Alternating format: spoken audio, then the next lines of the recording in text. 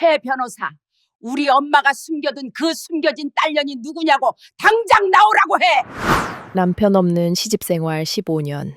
저는 식모보다 못한 며느리였습니다. 옳게 주제 파악 좀 해. 내 동생 잡아먹고 눌러앉은 주제에 어디서 감히 탐을 내? 이 집 내 거야. 지금부터 고 김순옥 여사님의 유언을 집행합니다. 빨리 내 돈이나 내놔요. 저 며느리년한테는 한 편도 주지 말고. 하지만 장례식이 끝난 후 밝혀진 시어머니의 진짜 유언은 내 전 재산은 말도 안 돼. 피보다 진한 건 눈물, 그리고 끝없는 탐욕을 부순 복수. 지금 시작됩니다. 인생상회 시니어 명작 극장. 구독과 좋아요는 복을 부릅니다. 지금 어디에서 이 영상을 보고 계신가요? 댓글에 출석 체크해 주시면 복된 기운을 듬뿍 전해드리겠습니다. 안녕하세요, 여러분. 혹시 사람의 인연이라는 게 정말 피로만 맺어지는 걸까요? 저는 오늘 제 인생에서 가장 춥고 가장 서러웠던, 하지만 기적 같았던 이야기를 해보려고 합니다. 가슴속에 맺힌 응어리를 풀 곳이 없어 이렇게 여러분께 털어놓습니다. 제 이름은 한지은입니다. 남들은 저를 보고 팔자 드센 여자라고 혀를 차곤 했어요. 그도 그럴 것이 결혼한 지 5년 만에 남편을 먼저 앞세웠으니까요. 교통사고였습니다. 그때 제 나이 고작 35. 아이도 없었죠. 친정에서는 당장 짐 싸서 나오라고, 너 아직 젊다고 난리가 났었습니다. 하지만 전 그 집을 나올 수가 없었어요. 남편이 떠난 그 텅 빈 집에 다리가 불편하신 시어머니 혼자 덩그러니 남아 계셨거든요. 어머니, 진지 드세요. 하고 방문을 열면 아들 사진을 끌어안고 소리 죽여 오시는 그 굽은 등이 제 발목을 잡았습니다. 그 후로 15년이 흘렀습니다. 강산도 변한다는 세월이 넘는 동안 저는 시어머니의 손발이 되어 살았습니다. 그런데 말이죠. 세상 일이 참 야속해요. 제가 그렇게 15년을 정성 바쳐 모셨는데 정작 시어머니는 저한테 따뜻한 말 한마디 안 해주셨어요. 얘, 무슨 국이 왜 이렇게 짜니? 나 빨리 죽으라고 고사 지내니? 청소를 한 거야 만 거야. 머리카락이 그대로 있잖니. 에잉, 칠칠 맞은 것. 시어머니는 하루에도 12번씩 저에게 호통을 치셨습니다. 동네 사람들이 다 들을 정도로요. 사람들은 수군거렸죠. 아이고, 저 며느리 보살이다 보살. 남편도 없는데 저런 구박을 받으면서 왜 붙어 있대? 돈 때문 아니겠어? 저 노인네가 알부자라잖아. 네, 맞습니다. 시어머니는 시장통에서 건물을 2채나 올리신 자산가였어요. 하지만 맹세코 저는 돈 때문에 남은 게 아니었습니다. 어머니의 그 독한 말 속에 묘한 떨림이 있었거든요. 마치 제발 나한테 정 떼고 나가서 네 인생 살아라 라고 비명을 지르는 것 같았으니까요. 하지만 진짜 문제는 시어머니가 아니었습니다. 저를 지옥으로 몰아넣은 사람은 따로 있었죠. 바로 제 시누이 박미란이었습니다. 시누이는 한 달에 한 번, 딱 월세가 들어오는 날에만 집에 왔습니다. 명품 가방에 밍크 코트를 휘감고 들어와서는 아픈 어머니 손은 잡아보지도 않고 곧장 금고가 있는 안방으로 들어갔죠. 엄마, 이번 달 건물 월세 들어왔지? 나 사업자금 좀 모자란데 좀 줘봐. 넌 돈 맡겨놨니? 지난달에 가져간 3천만 원은 어쩌고 또 달라 그래? 아씨, 엄마는 내가 잘 돼야 엄마도 호강하지. 그리고 옳게 저 여자한테 돈 새 나가는 것보다 내가 쓰는 게 낫지, 안 그래? 시누이는 부엌에서 과일을 깎는 저를 보며 들으라는 듯이 큰 소리로 떠들었습니다. 엄마, 정신 똑바로 차려. 저거 봐. 옳게 눈빛, 음흉한 거. 내 동생 잡아먹은 년이 부통내기겠어? 엄마 돌아가시면 한재산 챙겨서 야반도주할 관상이야. 그 말을 듣는데 과도를 쥔 손이 부들부들 떨리더군요. 그 오랜 시간을 몸종처럼 모신 건 난데 한 달에 한 번 와서 돈만 뜯어가는 시누이가 저를 도둑 취급을 하다니요. 돈만 가져가는 거라면 차라리 참았을 겁니다. 하지만 시누이는 사람의 자존심을 바닥에 뭉개버리는 사람이었어요. 지금도 자다가 벌떡 일어날 만큼 잊히지 않는 날이 있습니다. 바로 재작년 시어머니의 칠순 잔칫날이었죠. 시어머니께서 거동이 불편하시니 집에서 조촐하게 식사나 하자고 하더군요. 저는 일주일 전부터 장을 보고 새벽부터 일어나 갈비찜에 잡채, 미역국까지 한 상 가득 차려냈습니다. 그런데 점심쯤 되자 시누이가 자기 친구들을 우르르 데리고 들어오는 게 아니겠어요? 가족끼리 오붓하게 보내는 줄 알았는데 강남 사모님이라는 친구들 5명을 끌고 온 겁니다. 야, 뭐해? 손님들 오셨는데 인사 안 하고 물 안 떠오고 뭐 하냐고. 저는 부엌에서 땀을 뻘뻘 흘리며 물쟁반을 들고 나갔습니다. 시누이 친구들이 저를 위아래로 훑어보더군요. 그중 한 명이 물었습니다. 어머, 미란아, 이분은 누구셔? 도와주시는 아주머니야? 그때 시누이가 뭐라고 대답했는지 아세요? 저는 제 귀를 의심했습니다. 시누이는 비꼬는 듯한 목소리로 아, 신경 쓰지 마. 그냥 우리 집에 얹혀 사는 사람이야. 밥값은 해야 할 거 아니야. 야, 가서 과일 좀 깎아와. 사과는 토끼 모양으로 예쁘게 깎아라. 너 내 친구들 수준 알지? 가족이 아니라 얹혀 사는 사람이라니요. 순간 손이 떨려 쟁반이 달그락거렸지만 꾹 참았습니다. 어머니 생신을 망칠 수는 없었으니까요. 그런데 제가 과일을 깎아 거실로 나가려는데 시누이의 목소리가 들려왔습니다. 얘들아, 말도 마. 내 남동생이 누구 때문에 죽었는데. 저 여자가 팔자가 세서 남편 잡아먹은 거잖아. 오죽하면 우리 엄마가 불쌍하다고 걷어줬겠니. 그냥 신모살이 시킨다고 생각하고 데리고 있는 거야. 친구들은 어머 세상에 소름 끼친다. 미란이 네가 보살이다 하며 깔깔거리고 웃더군요. 그 웃음소리가 제 가슴을 칼로 난도질하는 것 같았습니다. 그때였습니다. 제가 당황해서 접시를 탁자에 내려놓다가 실수로 포크 하나를 바닥에 떨어뜨렸습니다. 쨍그랑 소리가 나자 시누이가 벌떡 일어나더니 제 뺨을 향해 손을 올렸습니다. 친구들이 있어서 때리지는 못하고 제 어깨를 거칠게 밀치더군요. 아이씨, 재수없게. 너 일부러 그랬지? 내 친구들 앞에서 망신 주려고 일부러 그랬지? 아닙니다. 죄송해요. 손이 미끄러져서. 됐어. 꼴도 보기 싫으니까 방에 들어가 처박혀 있어. 나오지 마. 시누이는 지갑에서 꼬깃꼬깃한 10,000원짜리 3장을 꺼내 제 앞치마 주머니에 쑤셔 넣었습니다. 자, 옛다. 오늘 일당이다. 이걸로 찜질방을 가든 어디 처박혀 있든 내 눈앞에서 사라져. 냄새나니까. 30,000원.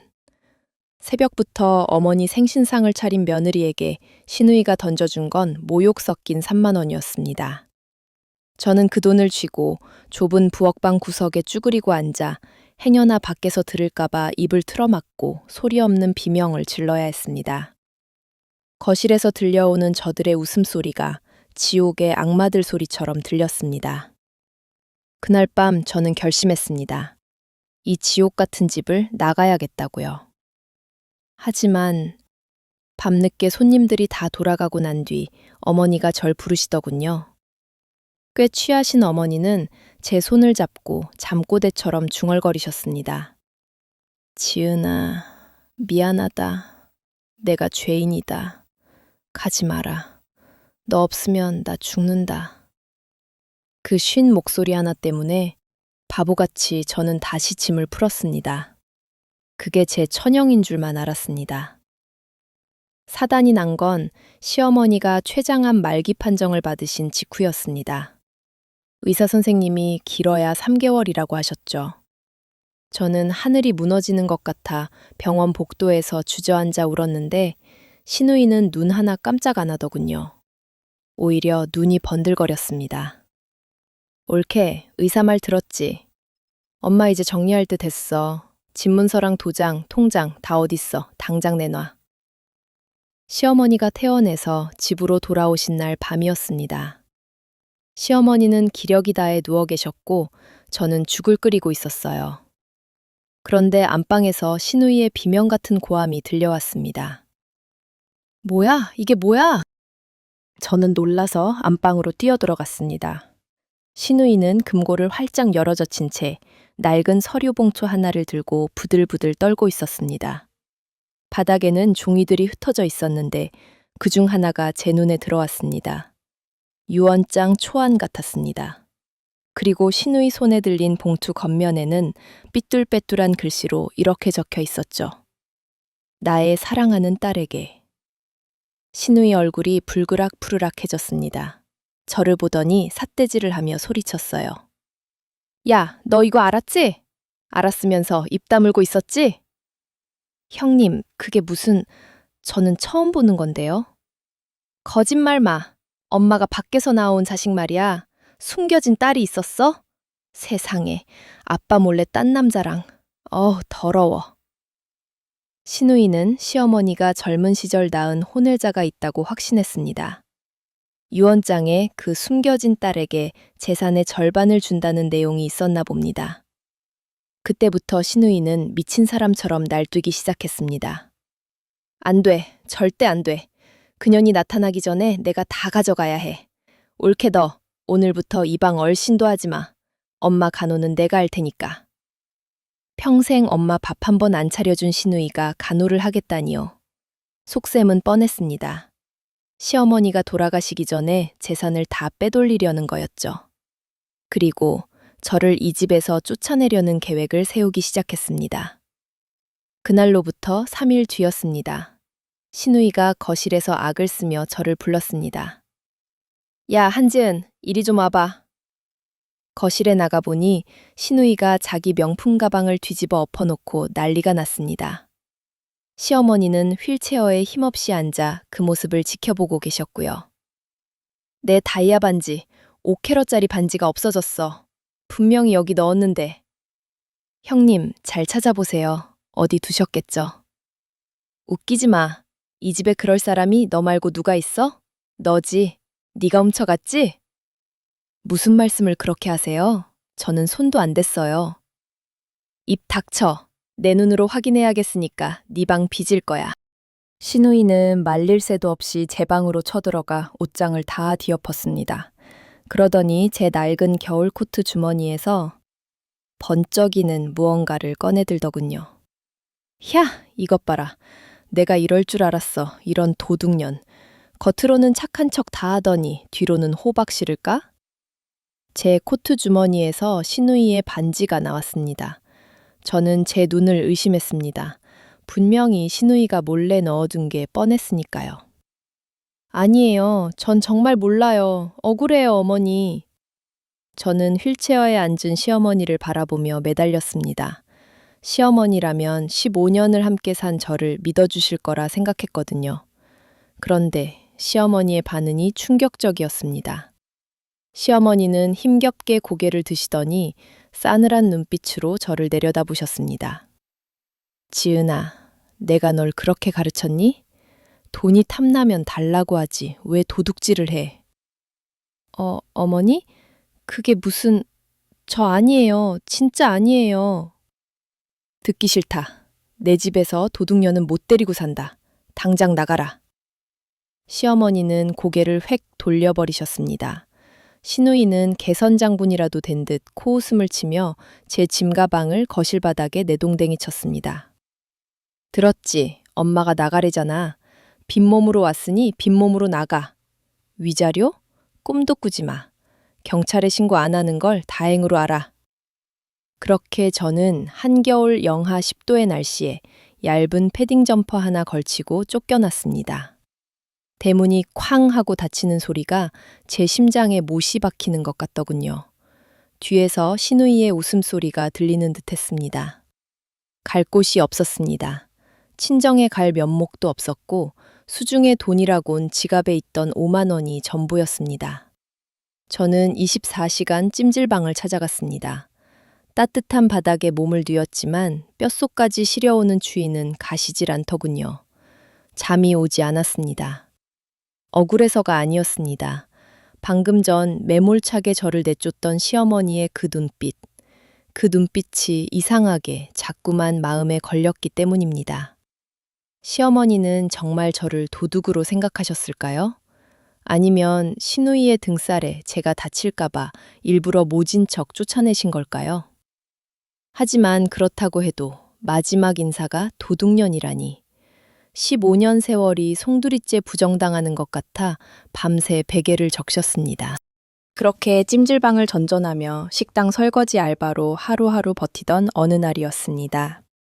쫓겨난 지 딱 일주일이 되던 날이었죠. 모르는 번호로 전화가 왔습니다. 시어머니의 주치의 선생님이었습니다. 한지은 보호자님 되시죠? 마음의 준비를 하셔야겠습니다. 어머님이 위독하십니다. 저는 앞치마를 던져두고 병원으로 달렸습니다. 택시비가 아까워 평소라면 엄두도 못 냈을 모범 택시를 잡아타고 기사님께 빌었습니다. 제발 빨리 가주세요. 병원에 도착해 병실 문을 열려는데 덩치 큰 남자 둘이 앞을 막아섰습니다. 시누이가 고용한 경호원들이었습니다. 못 들어갑니다. 박미라 씨 지시입니다. 비켜요. 어머니가 돌아가신다잖아요. 며느리 얼굴도 못 보게 하는 게 어디 있어요. 제가 소란을 피우자 병실 문이 열리고 시누이가 나왔습니다. 상복을 미리 맞춰 입은 듯 검은 정장 차림이더군요. 여기가 어디라고 와서 행패야? 거짓골이 다 됐네? 형님, 제발요. 어머니 마지막은 보게 해주세요. 네? 한 번만요. 저는 차가운 병원 바닥에 무릎을 꿇었습니다. 시누이의 구두 끝을 잡고 애원했습니다. 하지만 시누이는 제 손을 매몰차게 뿌리쳤습니다. 꿈깨, 엄마가 유언 남겼어. 너 같은 도둑년은 장례식장 근처에도 못 오게 하라고. 엄마 유산은 핏줄인 나랑 곧 찾게 될 숨겨진 딸이 반반씩 나눌 거야. 너한테 갈 돈은 10원 한 장 없어. 경호원 아저씨, 이 여자 끌어내세요. 결국 저는 경호원들에게 짐짝처럼 들려 병원 밖으로 쫓겨났습니다. 그리고 그날 밤, 병원 밖 벤치에서 오들오들 떨며 주차장 쪽 창문만 바라보고 있는데 시어머니 병실의 불이 꺼지는 것을 보았습니다. 그렇게 시어머니는 떠나셨습니다. 마지막 가는 길, 따뜻한 손 한 번 잡아드리지 못하고 어머니 죄송해요, 사랑해요. 이 한마디도 전하지 못한 채 말입니다. 3일 뒤 장례식이 끝났다는 소식을 들었습니다. 저는 갈 수가 없었습니다. 시누이가 무서워서가 아니라 시어머니 볼 면목이 없어서요. 작은 소주 한 병을 사들고 시어머니 집 대문 앞에 쭈그리고 앉아 울고 있었습니다. 그런데 그때 검은 세단 한 대가 제 앞에 멈춰 섰습니다. 차 문이 열리고 말끔한 양복을 입은 중년 남자가 내렸습니다. 시어머니의 자문을 맡아주시던 최 변호사님이었습니다. 한지은 씨, 여기서 뭐 하십니까? 아, 변호사님, 저 그냥 어머니 생각나서. 잘 만났습니다. 그렇지 않아도 찾고 있었습니다. 지금 당장 저랑 들어가시죠. 네, 어디를요? 저는 못 들어가요. 형님이. 아닙니다. 오늘은 들어가셔야 합니다. 김순옥 여사님의 유언장 공개가 있습니다. 당사자가 없으면 진행이 안 됩니다.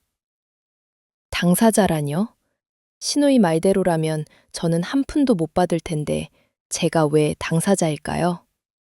변호사님은 멍하니 있는 저를 안으로 데리고 들어갔습니다. 거실에는 시누이가 다리를 꼬고 앉아 있었습니다. 저를 보더니 눈을 부라리며 소리쳤죠. 변호사님, 저 여자가 여기 왜 들어와요? 내가 부르지 말라고 했잖아요. 최 변호사님은 시누이의 말은 들은 채도 않고 가방에서 두툼한 서류 봉투를 꺼내 테이블 위에 올려놓았습니다. 그리고 아주 낮고 단호한 목소리로 말했습니다.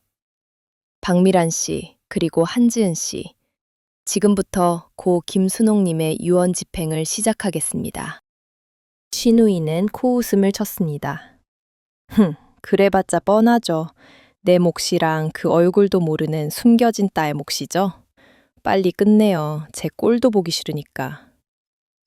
그러자 변호사님이 안경을 고쳤으며 저를 빤히 바라보셨습니다. 그리고 입을 떼셨습니다. 맞습니다. 고인의 유산은 직계비속인 따님 두 분께 상속됩니다. 박미란 씨, 그리고 변호사님이 잠시 뜸을 들였습니다.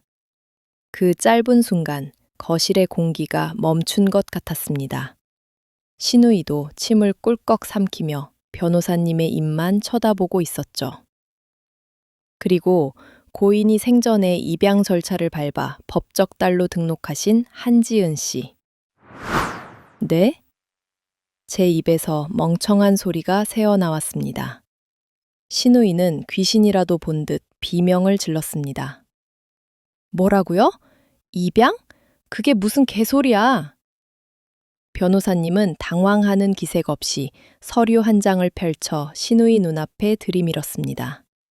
그리고 저를 향해 처음으로 따뜻하게 미소를 지으며 말씀하셨습니다. 한지은 씨, 김순옥 여사님께서 찾으시던 그토록 아끼고 사랑했던 숨겨진 딸. 그게 바로 당신입니다. 여러분, 그 순간 저는 숨이 멎는 줄 알았습니다. 15년 동안 야, 너, 며느리라고만 불리던 제가 어머니의 딸이라니요. 그 순간 거실은 찬물을 끼얹은 듯 조용해졌습니다. 제 심장 소리만 쿵쾅거리고 있었죠. 하지만 그 정막을 깬 건 역시나 신우이 박미란의 비명이었습니다. 이게 무슨 개수작이야. 입양? 누구 맘대로 입양을 해. 변호사 양반, 당신 전현이랑 한패지? 엄마가 치매기가 있었는데 그걸 이용해서 서류 조작한 거지? 내가 모를 줄 알아? 신우이는 테이블 위에 있던 꽃병을 집어던지며 난동을 부리기 시작했습니다. 와장창. 꽃병이 깨지고 물이 바닥에 흥건해졌습니다. 저는 무서워서 몸을 움츠렸지만 최 변호사님은 눈 하나 깜짝 안 하시더군요. 오히려 아주 차분하게 품에서 녹음기 하나를 꺼내셨습니다. 박미란 씨, 진정하시죠. 조작이라뇨. 여사님은 돌아가시기 직전까지 정신이 아주 맑으셨습니다. 이걸 들어보시면 알게 될 겁니다. 플레이 버튼을 누르자 그토록 그립고 사무치던 시어머니의 목소리가 흘러나왔습니다. 돌아가시기 며칠 전 병상에서 녹음하신 거라고 했습니다. 미란아, 내 딸 미란아. 네가 이 녹음을 듣고 있을 때쯤이면 나는 이미 이 세상 사람이 아니겠구나. 너는 평생 나를 돈줄로만 알았지. 애비 죽고 나서 네가 가져간 사업 자금이 얼마냐. 내가 아픈 15년 동안 너는 내 따뜻한 밥 한 끼 차려준 적이 없었다. 그래도 핏줄이라고 나는 네가 밉지 않았다. 그저 안타까웠지. 신우이의 얼굴이 불그락푸르락해졌습니다. 하지만 플레이는 계속되었습니다. 하지만 지은이는 달랐다. 내 아들이 먼저 가고 젊은 과부된 게 불쌍해서 정 떼고 내보내려고 내가 얼마나 모질게 굴었는지 아냐? 밥상을 엎고 소금을 뿌리고 욕을 해도 이 미련한 것은 묵묵히 기저귀 갈고 내 굽은 등을 주물러주더구나. 미란아, 낳은 정보다 기른 정이 무섭다지만 나는 지은이한테서 효가 뭔지 배웠다. 그래서 나는 결심했다. 지은이를 내 딸로 삼기로. 내 남은 재산은 지난 15년 내 곁을 지켜준 내 딸 지은이에게 전액 모두 준다. 여러분, 저는 그 자리에 주저앉아 펑펑 울고 말았습니다. 시어머니의 모진 구박이, 밥상이 짜다고 타박하던 그 모든 것이 사실은 저를 위한 연극이었다니요. 제가 너무 고생하는 게 안쓰러워서 제발 정 떨어져서 도망가라고 가서 새 인생 살라고 그러신 거였습니다. 그것도 모르고 저는 시어머니를 원망하기도 했었는데 가슴이 찢어질 것 같았습니다. 하지만 신우이는 눈물은커녕 도끼만 더 품더군요. 녹음기를 뺏으려 달려들며 악을 썼습니다. 웃기지 마. 이거 다 연기야. 늙은이가 노망나서 헛소리한 거라고. 법대로 해. 나 친딸이야. 유류분 청구 소송할 거야. 내 목 내놔. 반은 내 거야. 신우이의 탐욕은 끝이 없었습니다. 친딸이라는 권리를 내세워 법적으로 싸우겠다고 으름장을 놓았죠. 그때 최 변호사님이 안경을 굳혔으며 비장의 무기를 꺼내셨습니다. 박미란 씨, 유류분 소송이요? 좋습니다. 법대로 해드리죠. 변호사님은 두꺼운 장부를 펴셨습니다. 여기 보시면 박미란 씨가 지난 15년간 김순옥 여사님께 가져가신 돈이 정리되어 있습니다. 15년 전 의류 사업한다고 가져가신 7억, 10년 전 아파트 산다고 가져가신 12억, 남편 도박빚 갚는다고 가져가신 3억, 그리고 최근 3년 사이 여사님 몰래 인감을 도용해서 인출받으신 14억 5천까지 증빙 자료가 여기 다 있습니다. 신우이의 눈동자가 흔들리기 시작했습니다. 그걸 어떻게... 이걸 법률 용어로 특별수익이라고 합니다. 이미 생전에 받아간 돈이 본인이 상속받을 몫을 초과하면 남은 유산에 대해서는 권리가 없습니다. 계산해 볼까요? 현재 남은 김 여사님의 재산은 28억 상당의 이 집과 예금인데 박미란 씨가 가져간 30여억 5천에 비하면 턱없이 적습니다. 즉, 박미란 씨가 받을 돈은 0원입니다. 아니, 오히려 뱉어내셔야 할 수도 있습니다. 뭐라고요? 신우이는 다리에 힘이 풀려 바닥에 털썩 주저앉았습니다. 믿었던 법마저 자신을 외면하자 넋이 나간 표정이었습니다. 하지만 변호사님의 공격은 거기서 끝이 아니었습니다. 그리고 하나 더 있습니다. 박미란 씨, 일주일 전 어머니 병실에 오셨었죠? 그때 어머니가 위독하신 상태였는데 의료진의 만류에도 불구하고 강제로 퇴원시키려다 실패하고 난동 부리신 거 기억하십니까? 그리고 한지연 씨를 도둑으로 몰아 한겨울에 내쫓은 행위. 이 모든 것이 상속 결격 사유에 해당할 수 있다는 거 아십니까? 폐륜 행위를 한 자식은 상속권 자체를 박탈당할 수도 있습니다. 신우이는 사색이 되었습니다. 유산을 못 받는 건 둘째치고 당장 땡전 한 푼 없이 쫓겨날 판이었으니까요. 그때 밖에서 시끄러운 소리가 들렸습니다. 여보, 큰일 났어. 신우이의 남편, 그러니까 제 심해부였습니다. 머리는 산발이 되고 넥타이는 돌아간 채 헐레벌떡 뛰어들어오더군요. 여보, 왜 그래? 무슨 일이야? 부도야. 우리 회사가 부도 났다고. 채권자들이 지금 집이랑 가게에 빨간 딱지 붙이고 난리 났어. 빨리 장모님 유산 챙겨. 그거 없으면 우리 당장 길바닥에 나앉아야 해. 신우이 부부는 서로를 쳐다보며 얼어붙었습니다. 이미 유산은 물 건너갔는데 빚더미까지 몰려오다니요. 이게 바로 인과응보가 아니면 뭘까요? 신우이는 그제야 사태 파악이 됐는지 무릎을 꿇고 저에게 기어왔습니다. 방금 전까지 꽃병을 던지던 그 사나운 기세는 온데간데 없고 눈물 콧물을 흘리며 제 다리를 붙잡았습니다. 올케, 아니 지은아, 아니 동생아, 내가 잘못했어. 내가 미쳤었나 봐. 우리 망했어. 빚쟁이들이 쫓아와. 제발 좀 살려줘. 엄마 유산 네가 다 가져도 좋은데 딱 5억만, 아니 1억만이라도 좀 빌려주라. 응?